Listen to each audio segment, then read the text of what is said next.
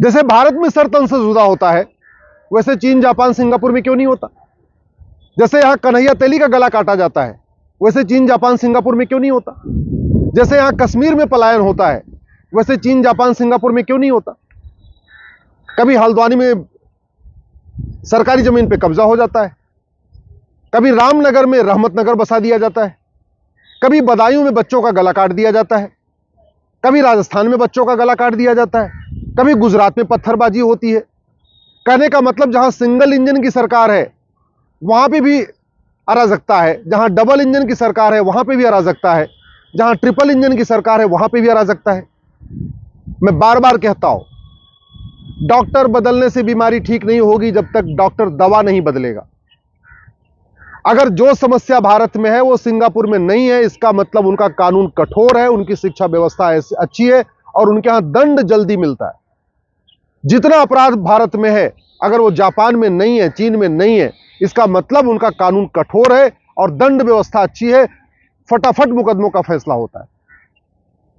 भारत में एक के बाद एक घटनाएं होती जा रही हैं और जब कोई घटना होती है तो एक हफ्ते तक उस पर तू मैं भी होगा, आरोप प्रत्यारोप भी होगा, नूरा कुश्ती भी होगी, बतौलेबाजी भी होगी, फेसबुक पे फोटो भी शेयर किया जाएगा, ट्विटर पे ट्रेंडिंग भी होगी, कुछ लोग मसाल जुलूस निकाल देंगे, कुछ लोग जस्टिस फॉर ये, जस्टिस फॉर ये, जस्टिस फॉर ये शुरू कर देंगे।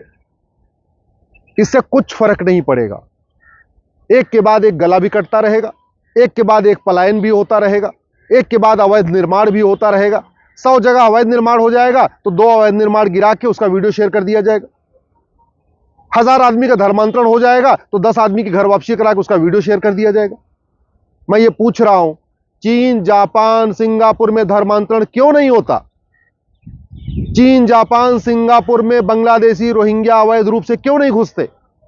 चीन, जापान, सिंगापुर में कोई सरतन से जुदा क्यों नहीं करता? चीन, जापान, सिंगापुर में सड़क के किनारे अवैध निर्माण क्यों नहीं होता?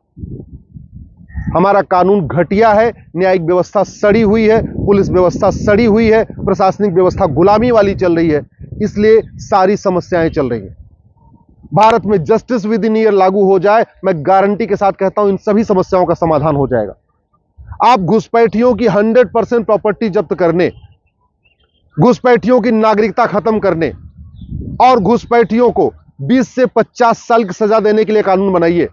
मैं गारंटी के साथ कहता हूं सारे के सारे घुसपैठिए भारत छोड़ के भाग जाएंगे, एनआरसी लागू ही नहीं करना पड़ेगा। केवल एक बार खौफ हो जाए रोहिंग्या बांग्लादेशी घुसपैठियों में, अगर मैं भारत में रहा तो अगले 1 साल के अंदर हमें 50 साल की सजा मिलने वाली है। केवल एक बार ये खौफ हो जाए कि अगर मैं भारत में रहा अगले 1 साल के अंदर हमें हमारी प्रॉपर्टी भी जब्त होगी और हमें जेल में डाल दिया जाएगा। खौफ नहीं है ना, जस्टिस विद इन ईयर नहीं है भारत में। धर्मांतरण कराने वाले इसलिए करा रहे हैं क्योंकि उनको खौफ नहीं है।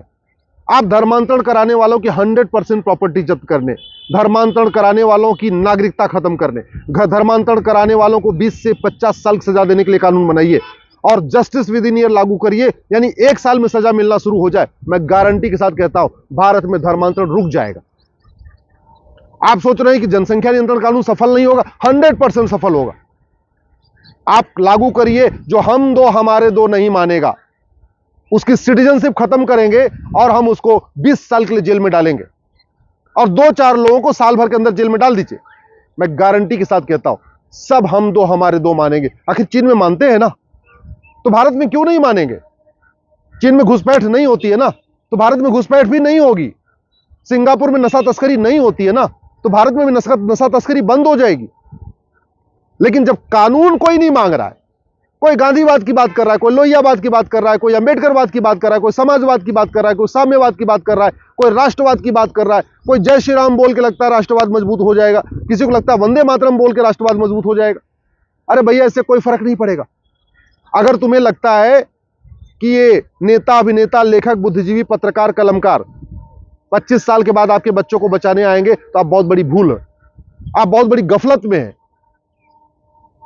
जब 1947 में मारकाट शुरू हुई थी ना, तो सबसे पहले नेता, अभिनेता, लेखक, बुद्धिजीवी, पत्रकार, कलमकार ही पाकिस्तान छोड़ के भारत आए थे। और जब यहां फिर 2047 में मारकाट शुरू होगी तो सबसे पहले यहां के नेता, अभिनेता, लेखक, बुद्धिजीवी, पत्रकार, कलमकार ही भारत छोड़ के भागेंगे। राम जेठमलानी जी पाकिस्तान छोड़ के आए थे ना, आडवाणी जी पाकिस्तान छोड़ के आए ना, राज कपूर, सुनील दत्त, पृथ्वीराज कपूर, सब लोग पाकिस्तान छोड़ के भाग के आए ना। मिल्खा सिंह आए, गुजराल साहब आए, मनमोहन सिंह जी आए, सब आए। और आपको लगता है कि नहीं, मठ मंदिर बनाने से अराजकता रुक जाएगी? तो एक बात याद रखिएगा, अधर्म का नाश किए बिना धर्म की जय नहीं हो सकती। अगर मठ मंदिर बनाने से ही अराजकता रुक जाए, घुसपैठ रुक जाए, धर्मांतरण रुक जाए, जनसंख्या विस्फोट रुक जाए, तो ठीक है, बनवा लीजिए। लेकिन मैं कह रहा हूं, अफगानिस्तान जो पहले गंधार था, वहां भी खूब मठ मंदिर थे। आज की डेट में कोई मठ मंदिर नहीं बचा, कोई मठाधीश, कोई महामंडलेश्वर, कोई आचार्य, कोई राम कथावाचक, कोई कृष्ण कथावाचक उस गंधार में नहीं बचा है। आपको लगता है कि ये मठाधीश, महामंडलेश्वर, आचार्य आपको बचाने आएंगे 25 साल के बाद? तो पाकिस्तान में क्यों नहीं बचा लिए? पाकिस्तान से यहां क्यों छोड़ के भाग के आ गए?